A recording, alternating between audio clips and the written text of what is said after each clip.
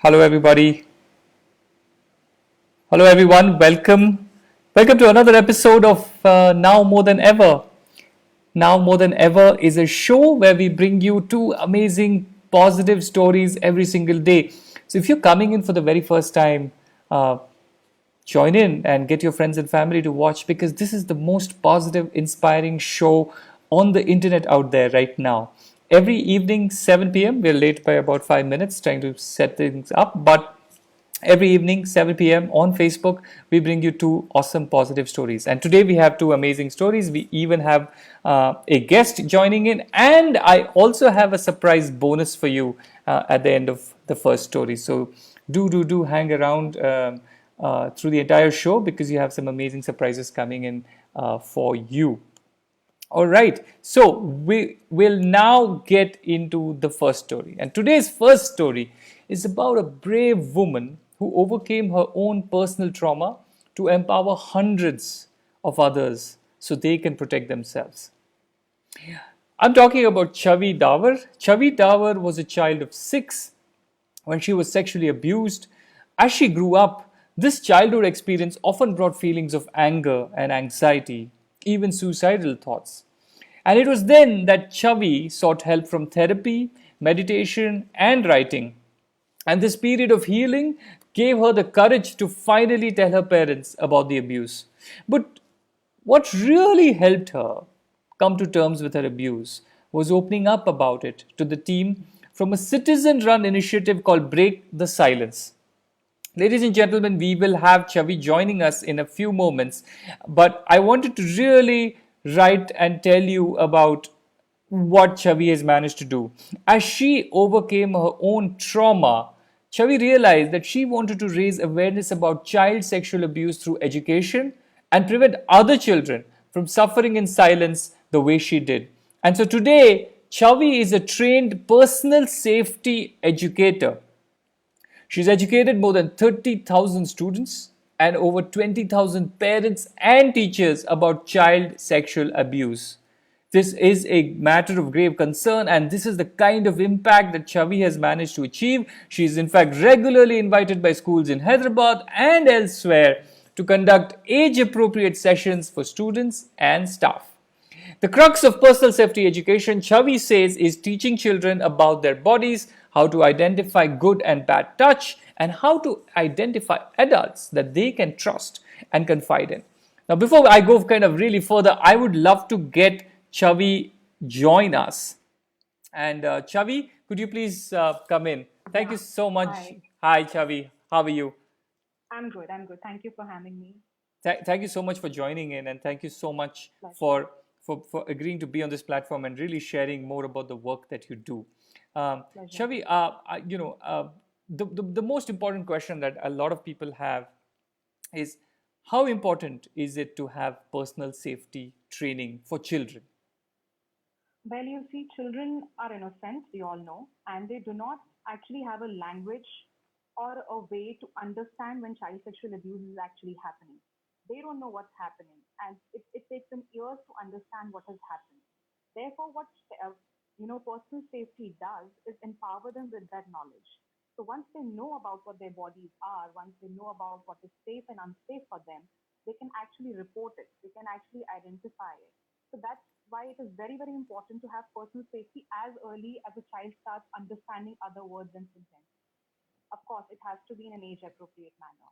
Right, right, and so if a child, right, like, and for the like, what do you think is the first thing that a child who is being abused should do Yeah. to protect himself or herself? So it's important to understand that the perpetrator doesn't go ahead with crossing the boundary or just sexualizing the relationship at the first go. So there's always a process of grooming involved. So they'll sort of try to gain the trust of the child, slowly get touch into the equation, start playing games with nudity. So it's important for the child to understand how these steps progress. And if at any stage a child feels uncomfortable in the presence of an adult, or if any touch of any adult makes the child feel uncomfortable, the child can go tell it to their trusted adult. Now, it is important for the child to know who their trusted adults are, and therefore, adults like us come in as parents and teachers. We should tell them that we are their trusted adults. But unfortunately, in India, the perpetrators are at home. Parents, grandparents are abusing children. So therefore, it is important that the child knows that 1098 is the government helpline number. And if the trusted adults are not believing them, it's important for them to call on that number and give the details as soon as possible. Right. And Chavi, I mean, considering that this is such a traumatic event, right? What is amazing is how you've addressed that, and then gone ahead and actually scaled it to actually help out so many thousands of kids and parents and teachers. What is that inner strength? What inspired you to kind of do this? Like this requires a lot of strength, I must say. Yeah.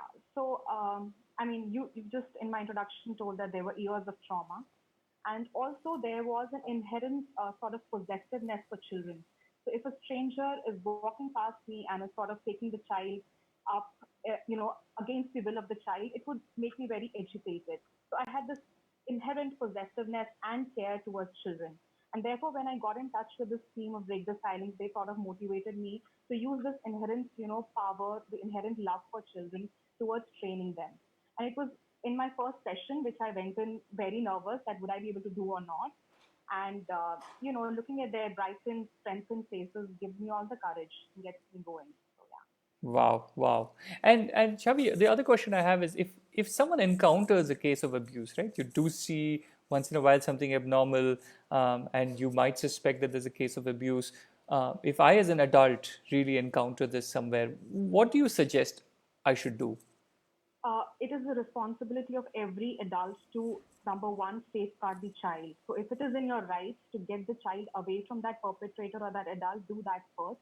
And as of second, as of the latest POXO amendment, it becomes a legal responsibility of every adult to report CSA. So if you as an adult know of CSA case and you do not report it, it's a crime. So you have to report it. Go to your nearest police station and tell them that you suspect something. They'll do the investigation. Got it, got it. And going back to this amazing amount of information dissemination that you have been doing across so many students, so many parents, what has been the impact of these sessions on students and parents? I'm sure it must be like people must be coming and telling you a lot, right? So, how has the impact been? How have you seen this panning Well, out? it's been many folds. To begin with, it has changed me, made me more powerful. Second of all, children trust me. They come to me. They try to share stories with me. It can be any simple story. It may not just be a story of abuse. Hmm. The other thing is that we have had children going back home telling their parents about something uncomfortable that has happened. Parents come back to school and school has come back to us and we've been able to help the child. So in terms of students, they become more empowered. They can now talk about it. They know who their trusted adults are. They now have the power of no. They know that they can say a no to the perpetrator right on strong and that we are there at their back. That's in terms of students and children. For parents, you see, parents were in a state of denial or still are.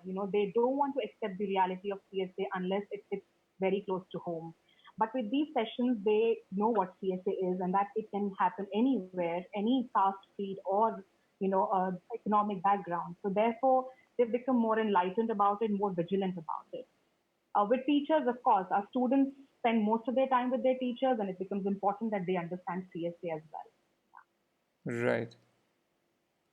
Got it. And so, one question coming in is what's the right age to start having this conversation with your child? And Shavi, I would also request you to kind of speak a little louder. A couple of Okay. comments coming, it's not audible. So, yeah, the question is what's the right Okay. age to start having this conversation? See, as I said, as soon as a child starts understanding or speaking other words, bring in the concept of body. We teach our children about eyes, ears, nose. Why not teach them about private body parts? Let's not talk about the biological term, but we can always say there's PP area and what is the or what is the use of that organ? Why is it important to take care of that organ? All of this can come in as early as the child starts understanding language. But of course, as the child progresses, the knowledge should, come in. And, so we have modules uh, from as early as 3 to 4 years to going up till teens. So it is, as a parent, you know what information you can give, and so it becomes very important to tell them as early as possible about their bodies, about their right of their bodies. As parents, raise your children with the right to opinion. If your child is uncomfortable about something, as simple as an uncle or aunt giving a kiss on the cheek, and your child is uncomfortable, and you see that, respect your child's feelings. That way, your child will come to you and tell you. So it's basically an act of parenting, more Got, so. Yeah. got it, Yeah. got it, got it. And Chavi, before I let you go, once again, just amazing the kind of work you're doing, and it's such an important, critical work. Any tips for parents during this lockdown, right? Because this is a lockdown where everyone is grounded where they are. So, any tips that you have for them? Yes. So I understand you're at home. You have to manage your home and work as well. But it's difficult for your children. Understand they're not going to school. They can't meet their children. It's traumatic for them as well. So I sort of request all adults, all parents, adults of the family to sort of have a routine around your children. Involve them into certain activities that they enjoy. Make them feel important. And Hmm. also, I think this lockdown could be a boon for most parents to connect with their children, to have this conversation about their bodies and personal safety with them. So, yeah, they could do that now. Use this time. Got it, got it. And how can people get in touch with your organization or you if they need any help? So, I have a petition on change.org called Break the Silence. Break the Do sign silence. that. Okay, Yes. okay, And my email is available. You can send it across. They can write to me anytime. got it. One of the major things that has helped me both the petition is having my own group of survivors. So if you're there, you have a story that's eating you up, you're suffering in silence, I have all yours. Got it. Got it. Yeah. Great. Thank you so much, Chavi, for joining in and Much for sharing this. having me. Thank you so much. Really appreciate the work that you do. Thank you so much. Thank Thanks you. a lot. Thank you. So, everybody, that was Chavi Davar. She is running, she's part of this whole movement, Break the Silence. Please go to change.org. She has a petition there called Break the Silence. You will also see her email address. You can definitely get in touch. This is an important initiative that she has taken and helping out thousands of kids, parents, and teachers around the whole uh, topic of sexual abuse. So that was our story one for today, where we had Shavi come in and actually share with us all the amazing work that she's doing, and also tips on how how if someone encounters a case of abuse, what should you do? How can we actually make sure the children in our communities, our neighborhoods are safe? So please, please, please go check out Break the Silence. Now, for those of you who joined in midway, this is a show called Now More Than Ever, where every day we bring in two stories of amazing initiatives, positive news, inspiring and hope-generating stories from across the country that we've combed and brought to you every single day at 7 p.m. Now, before I kind of move into the second story, we actually have an amazing surprise, and this is what we call a balcony bihu concert. So take a look at this. ফুল ফুলিছে বসন্তৰ তুমি জন্মনি বহাগৰ প্ৰতিটো বহাগতে ফুল ফুলিছে বসন্তৰ তুমি জন্মনি বহাগৰ প্ৰতিটো বহাগতে মৰম যাচো তোমাৰ অন্তৰত গুণ গুণকৈ পুৰা ফুলে ফুলে পৰিছে থোপা থোপে নাহৰ টকৰ তাল ভৰি ফুলিছে ও জন্মনি তুমি মোৰ কামনা বসনা তুমি মোৰ জীৱনৰ বৰষা তুমি মোৰ বুকুৰে And that was just mind blowing. A balcony bihu concert. Yeah, just take a moment to really sink in how beautiful that performance was. Wow, incredible, right? If you guys leave in the comments that if you really liked it, I might just play it at the end of the second story as well.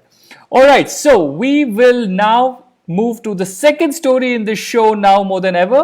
Our second story of positive, amazing, inspiring flavors coming in right now. So the second story is, of course, if I just go back now, right, over the last few weeks of the lockdown, we've heard and witnessed many heartwarming instances of compassion and care shown by people towards one another. We've also seen how city dwellers have arranged rations for homeless migrant workers, how we've waived rents, helping senior citizens, developing innovative life-saving healthcare solutions. You might have seen some of these stories on this show.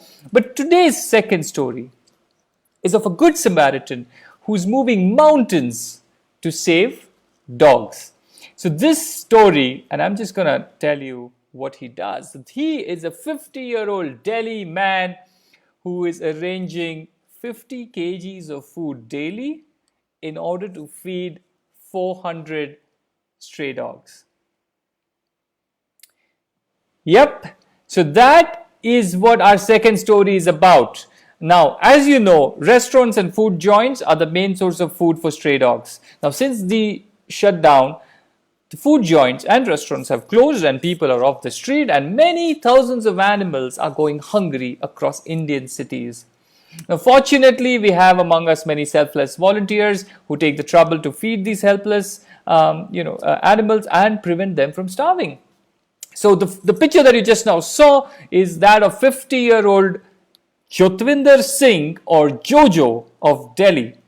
Jojo runs a dog food service called Woof Yums, which sells fresh, home-cooked meals for pet dogs prepared with rice and chicken. Now, as soon as the lockdown was announced, Jojo anticipated that other dog feeders like himself will soon become to face a shortage. Right? Shortage of food, like I said, because all the restaurants and everything is closed. So there's hardly any food hanging out for the stray dogs to pick up on. So he kept his kitchen open and continued to prepare these nutritious meals. Every day, Jojo makes several kilos of food and supplies it to feeders in Delhi. And that's not all. Jojo himself has been feeding 400 stray dogs daily since the lockdown. How amazing is that? Here's Jojo again. A couple of folks said that we couldn't get enough of this photograph. Here's Jotwinder Singh, also known as Jojo of Delhi, feeding 400 odd stray dogs every single day. 50 kgs of food that he freshly prepares, rice and chicken, and goes around feeding 400 stray dogs. This is incredible. This is incredible. So inspiring. So that was our second story of the day. And yes, if any of you loved the stories, if you guys really liked what we were bringing in, please send in stories, suggestions. You've seen something amazing, something positive, something inspiring, just send it to us, either through our Facebook page where you're watching this, or email us at contact@thebetterindia.com. We are also on Twitter @thebetterindia. We're on Instagram @thebetterindia. So yeah, we're everywhere. Just send in all that positivity our way, and we will bring it to you on the show now more than ever. Before I sign off, an important announcement. We have partnered with civil service officers to raise funds to help daily wage earners, migrant workers, and frontline health workers by distributing ration kits, medical supplies to those who need the most. So this fundraiser, the link is in the description of this video. 100% of the funds go to the beneficiaries. Please take a moment to click on that fundraiser, donate, share that link with as many people as you can, because we really need all hands on deck. We want to kind of make sure that the people who need the most are safe and secure out there, not having to worry about food or not having to worry about where their next meal would come in from. So that is the end of this show. Now more than ever, we will be back tomorrow. Until then, keep watching, stay positive, and do let us know in the comments what did you think of this show. Thank you very much.